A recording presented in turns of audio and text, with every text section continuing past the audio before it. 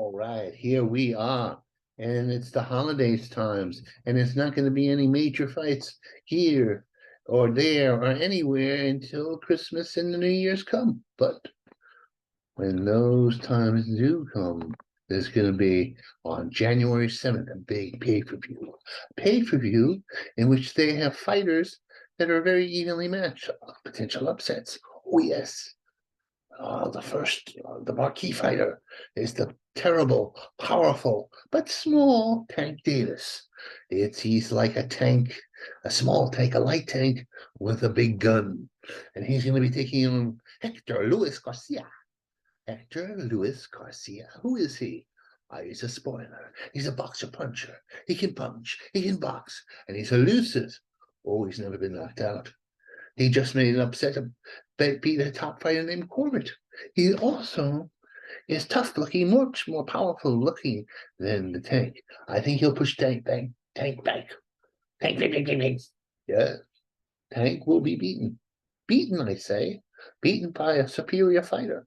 Tank is flawed. Tank is too small. Tank will be knocked out in 11 rounds. This I predict. This I see. The strange power of Vinny. Then we're going to have another fight. Jaron Boots Ennis, 29, and with 27 big knockouts. Probably the most powerful of the up-and-coming welterweights. A champion in the making. But his job won't be that easy that night, for he is going to face Karen Chickadane 21-1 with 11 KOs and an impronounceable name. Let's just call him Karen. This man's tough. But he's elusive. He looks like a barista. He looks like one of those guys with skinny jeans. But no, he's a good boxer, a clever boxer, an elusive boxer. And he has a devastating punch. I've seen him bloody and beat people down. I've seen him knock somebody out cold. And this is the favorite. Because he has so many gifts. He can box. He's been in wars. But what happens if he gets careless? If he thinks, I can walk through this fellow, then you know what will happen. Probably one of the big upsets, one of the biggest upsets of the new dawning year. Rashid Ellis, 24-0 with 15 KOs.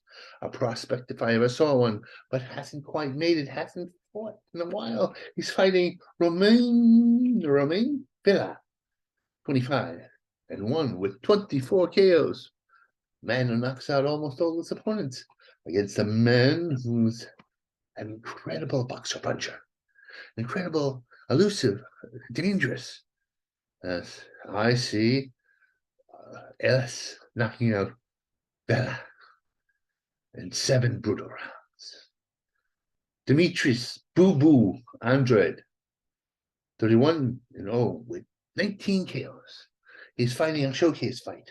The fighter he's fighting is Demond Nicholson, 26-4 with 22 KOs. A competent, good, solid fighter, but not quite world-worthy rated. Andre will knock him out late. He'll wear him down, but Andre has to step it up.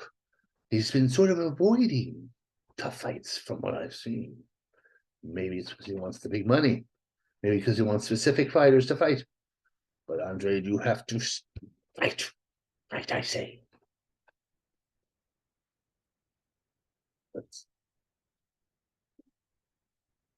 Now, January 14th, a week later.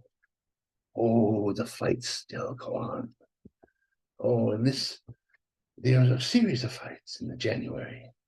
There's Afe Ajarba, a man who's 16-1 with 13 kilos. Tall African fighter, 6'6". The only loss he has on his record is to Frank Gomez, an Argentine, a Cuban stylist. But this day he faces Oscar Ramirez, 28-1 with 19 KOs. Now this is while Frank was a boxer with a punch, Rivers is a not rather small. He's 6 foot. That's as big as I am. He's not a small man, but he is from the bridgeweight between cruiserweight and heavyweight is bridgeweight. It's the bridge between them. He is going to fight heavyweight. He's going to pressure the big African. The big African will pressure right back. It'll be a slugfest. I saw Ramirez fighting this other bridgeweight fighter and it being done hurting each other left and right. I think the devastating puncher of the African will knock out bridgeweight after a war. It won't be Joe Frazier, George Foreman, but it will be a situation where the good big man beats the good little man. Oh, yeah. Guido, the gladiator of Venera, 10-0 with 9 knockouts, is going to fight Stephen Big Shot Shaw, 18-0 with 15. Is that a 5 or is that a 3? I don't know. Anyway, this fight will end in knockout. Guido is a good fighter, an Olympian, mind you, but Stephen Big Shot Shaw is almost as big. The Italian fighter is 6'6", while Shaw is 6'4". He's fast. He's got good punching power. He has all the ingredients to be a great heavyweight, and he will be a great heavyweight after he knocks out the Italian, who looks like a refugee from a Christopher Reeves movie, Hercules. I'm dating myself. That was my childhood. Oh no, what's going on now? Adam Blue Nose Lopez, 16-3 with 6 KOs. Club fighter. He will be fighting Abraham L. Supernova, 21-1 with 15 KOs. Supernova was beaten by a great amateur Cuban.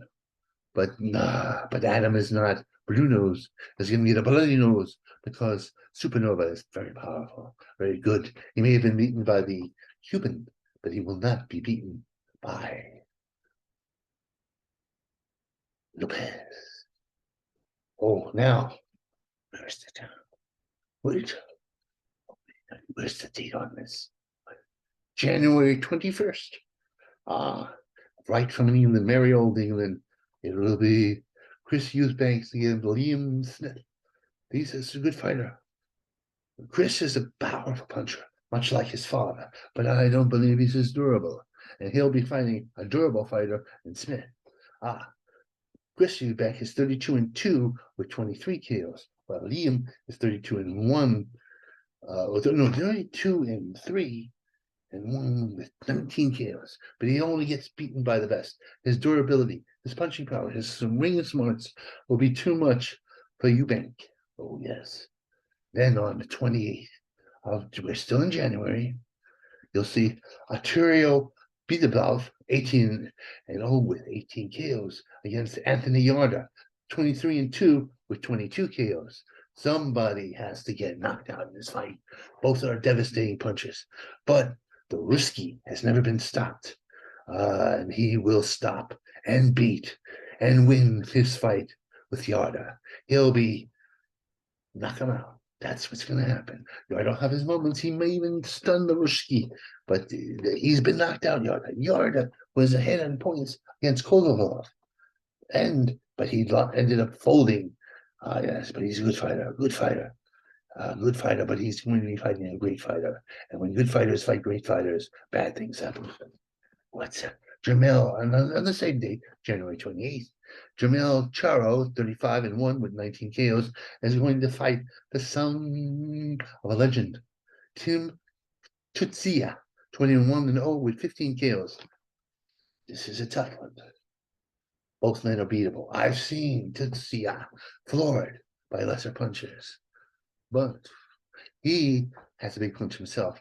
I think his pedigree will win out and he'll knock out Charo in a war. A war. Anyway, I'm going to sign off now. Go away for a little while. Oh, yes, go away for a little while. Oh, yes, yes, yes. Goodbye. Goodbye.